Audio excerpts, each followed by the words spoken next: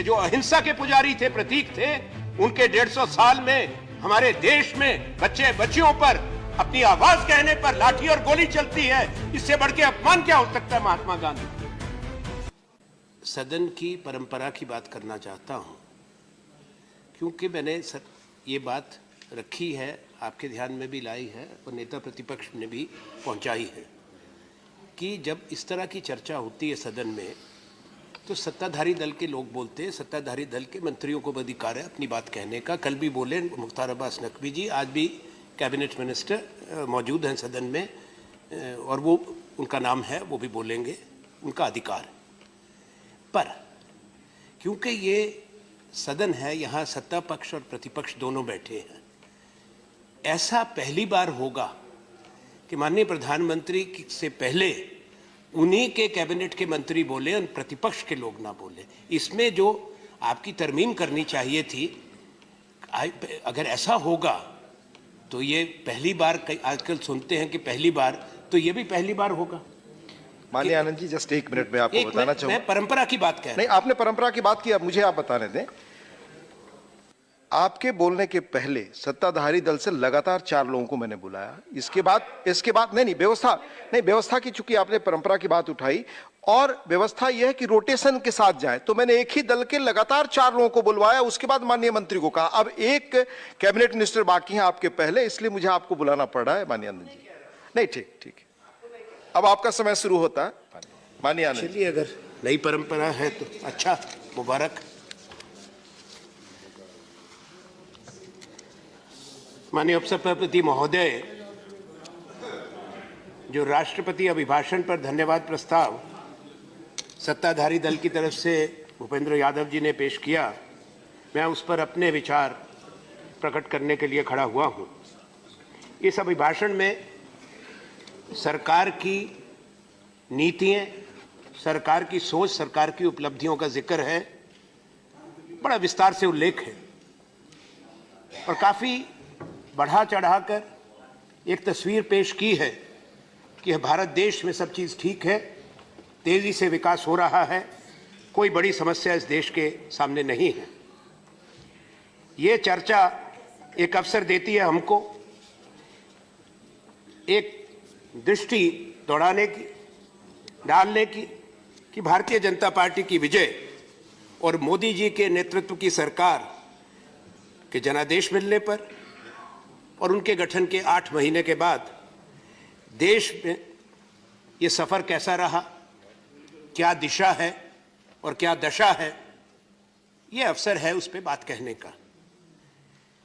ये जो अभिभाषण है वो नीरस है, निराशाजनक है, जमीनी हकीकत को नकारता है। देश के अंदर आज भय का वातावरण है। देश के अंदर लोगों को चिंता है अपने भविष्य की, खास तौर पे हमारे देश के जो बेटे बेटी है, जो भविष्य है, वो सोचते हैं कि हमारा भविष्य क्या होगा, क्या रूपरेखा सरकार के पास है। बिगड़ते हुए हालात देखते हुए, बंद कारखाने होते हुए देखते, मां बाप को चिंता है अपने बच्चों के भविष्य के बारे में। इस अभिभाषण में वो जो वास्तविकता है उसको अनदेखा किया गया है। माननीय सरकार की कई विवादित नीतियां, निर्णय और कानूनों का उल्लेख इस अभिभाषण के अंदर है। मैं समझता हूं वो अनावश्यक था।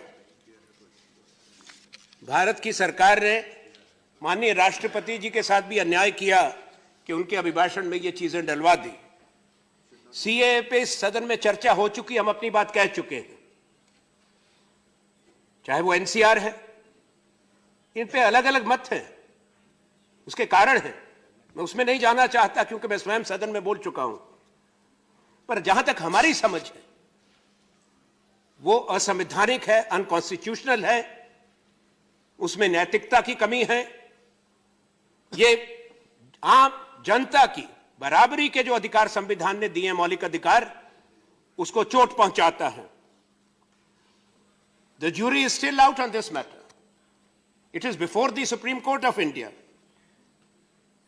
संवैधानिक पीठ उसको देखेगी, कॉन्स्टिट्यूशनल बेंच देखेगा। तो अभी जब ये सुप्रीम कोर्ट का निर्णय ही इस पे नहीं आया और कई राज्यों में इसमें बेचैनी है, राज्यों की विधानसभा ने अपना अधिकार इस्तेमाल करते हुए प्रस्ताव पारित किए हैं सर्वसम्मति से, एक के बाद एक, हिंदुस्तान के वो बड़े राज्य हैं। तो इसके बाद उसको उपलब्धि बताना और राष्ट्रपति के अभिभाषण में शामिल करना, मैं कहूंगा दुर्भाग्यपूर्ण है और सरकार को ऐसा नहीं करना चाहिए। और इसको धन्यवाद प्रस्ताव के अंदर सरकार स्वयं वो संशोधन लाए उसको निकालने का। प्रजातंत्र में एक मत, हम आज सुनते हैं, एक मत, एक विचार, एक आवाज, ये संभव नहीं है, ये स्वीकार्य नहीं हो सकता। हमारी परंपरा है इस देश की, प्रजातंत्र कायम होने से पहले भी पुरानी परंपरा है और प्रजातंत्र की रिवायत है चर्चा की, वाद विवाद की भी, संवाद की भी। सरकार की हर निर्णय और नीति का अनुमोदन हो, करतल ध्वनि से स्वागत किया जाए ताली बजाकर विपक्ष के द्वारा, यह प्रजातंत्र की नहीं कहता कि आप जो भी कहें हम हां में हां मिलाएं, देश उसका अनुमोदन करे और जो उस पर सवाल पैदा करे वो देशद्रोही बन जाए। आप अपनी पार्टी को, मैं सुन रहा था सत्ताधारी दल के लोगों को, आप जीत के आए हैं, हम आपको बधाई दे चुके हैं उस चीज की, पर यह मत भूले कि 63%, 62% हिंदुस्तान के लोगों ने खिलाफ भी वोट दिया है। आप अपने पार्टी को इक्वेट करते हैं कि जो बीजेपी के खिलाफ बोलेगा वो हिंदुस्तान के खिलाफ बोल रहा। आप भारत बन गए तो हम कौन हैं? आप कौन है? अरे प्लीज प्लीज, मुझे यह कहना है कि जहां तक विरोध की बात, आंदोलन की बात, आवाज उठाने की बात है, वो संविधान ने अधिकार दिया है भारत के लोगों को। हर नागरिक का वो अधिकार है जिसको आप छीन नहीं सकते। सरकार की क्या जिम्मेवारी है, क्या दायित्व है, उसको सुने, खुले दिल से सुने, संवेदनशील हो। जो विरोध करते हैं उनको आरोपित मत करें, प्रताड़ित मत करें। अगर सरकार संवेदनहीन हो जाती है, अगर सरकार अपनी जनता से झगड़ा शुरू कर देती है, स्वयं लड़ाई करना चाहती है हर विषय पे, यह देश के लिए अच्छी बात नहीं है और आने वाले वक्त के लिए मैं कहूंगा एक बहुत बड़ा संकट देश के सामने है। आप विरोध प्रदर्शन को अपराध कहते हैं, जनता की आवाज को दबाना, वो भी दमन से, शासन की शक्ति से। किनको दबा रहे हैं? कौन लोग पिट रहे हैं? आपको अच्छा लगता है? महात्मा गांधी के 150 साल मना रहे हैं। महात्मा गांधी के चश्मे और नाम विज्ञापन से नहीं होगा, उनकी सोच को अपनाइए, उनके मूल्य सिद्धांतों को अपनाइए। अगर दुनिया को क्या दिखा रहे हैं कि जो अहिंसा के पुजारी थे, प्रतीक थे, उनके 150 साल में हमारे देश में बच्चे बच्चियों पर अपनी आवाज कहने पर लाठी और गोली चलती है, इससे बढ़ के अपमान क्या हो सकता है महात्मा गांधी का? प्लीज प्लीज प्लीज, अभी प्रधानमंत्री को भी बोलना है, टोका टोकी मत करिए, सुनिए। प्लीज। माननीय उपसभापति महोदय, मैं कहूंगा जनता की या विपक्ष की आवाज को दबाना प्रजातंत्र पर आघात है, संविधान पर चोट पहुंचाता है। और मैं इस बात को गंभीरता से कह रहा हूं और यह उम्मीद करता हूं कि यह सुनी जाएगी। आज क्या होता है, अगर कोई भी किसी भी विषय पर बात कहना चाहे तो धारा 144 तुरंत, सेक्शन 144 के माने क्या? अंग्रेजों के समय में था, ठीक है, आज भी चलता है, पर सुप्रीम कोर्ट ने भी कह दिया कि अगर कोई आपको ऐसी परिस्थिति बने, हालात हो, तभी मजिस्ट्रेट धारा 144 लगाएगा? यहां मुंह खोलने से पहले धारा 144, अश्रु गैस और लाठी, वाटर कैनन, ये तो एक नई रिवायत बन रही है। बोलने से पहले, कुछ करने से पहले, और फिर एसएमएस बंद, इंटरनेट बंद।